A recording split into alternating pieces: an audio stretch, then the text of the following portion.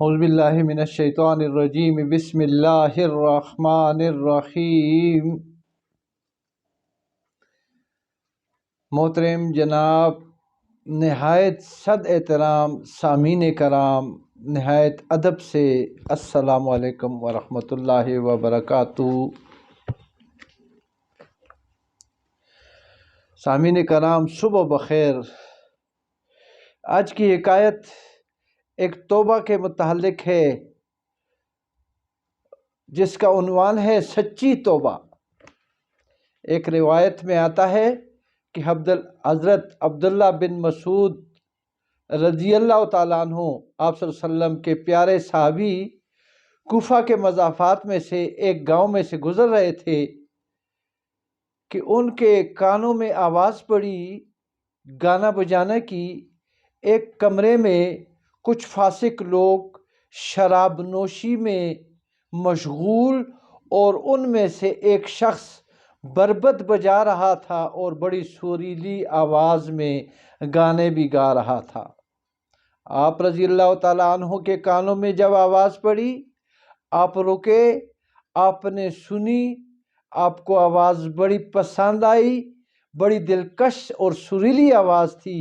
آپ نے فرمایا، کاش یہ اچھی آواز اور یہ سریلی آواز قرآن پاک کی تلاوت میں استعمال ہوتی تو کیا ہی بہتر ہوتا۔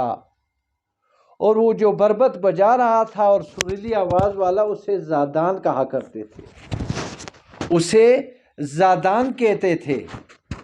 زادان تو آپ نے یہ بات فرمائی کہ کتنی سریلی آواز ہے، اگر یہ قرآن پڑھنے میں صرف ہوتی تو کیا خوب ہوتا۔ اور سر پر چادر لی اور آپ رضی اللہ تعالیٰ عنہ تو روانہ ہوئے۔ لیکن بعد میں زادان نے لوگوں سے پوچھا کہ آپ رضی اللہ تعالیٰ عنہ نے کیا فرمایا؟ لوگوں نے کہا کہ آپ نے تو یہ فرمایا، کاش کتنی خوبصورت آواز ہے، لیکن اگر یہ قرآن کی تلاوت میں صرف ہوتی، استعمال ہوتی تو کیا اچھا ہوتا۔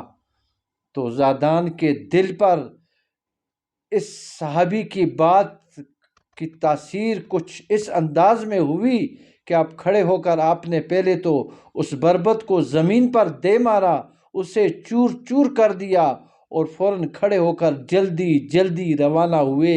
آپ رضی اللہ تعالی عنہ کا تعاقب کیا حتیٰ کہ آپ انہیں ملے، اور جب ملے تو آپ زار و قطار رونے لگے۔ آپ رضی اللہ تعالیٰ عنہ نے اپنی دونوں باہیں ان کے گلے میں ڈال کر دل اپنے آپ سے لگایا اور دونوں رونے لگ گئے۔ اور آپ رضی اللہ تعالیٰ عنہ نے فرمایا، میں اس شخص کو کیوں نہ پسند کروں جس کو رب نے پسند کر لیا ہے۔ جو رب کو پسند ہے وہ اس آدمی کو میں کیسے پسند نہیں کروں گا۔ آپ نے اس کے بعد آپ رضی اللہ تعالیٰ عنہ کی صحبت حاصل کی اور بربط بجانے سے ہمیشہ کے لیے توبہ کر دی، اور آپ کی محبت اختیار کی، آپ کی صحبت اختیار کی، یہاں تک کہ قرآن بھی سیکھ لیا اور علم کی نسبت بہت زیادہ حصہ پایا، اور علم ہی کی بدولت، علم ہی کے ذریعے درجہ امامت پر فائز ہوئے۔ اور زادان عبداللہ بن مسعود، زادان عبداللہ بن بواسطہ زادان عبداللہ بن مسعود اور سلمان فارسی کی اکثر روایات ان سے مروی ہیں۔ وما علینا الا البلاغ المبین۔ اللہم ربنا آتنا فی الدنیا حسنۃ وفی الآخرۃ حسنۃ۔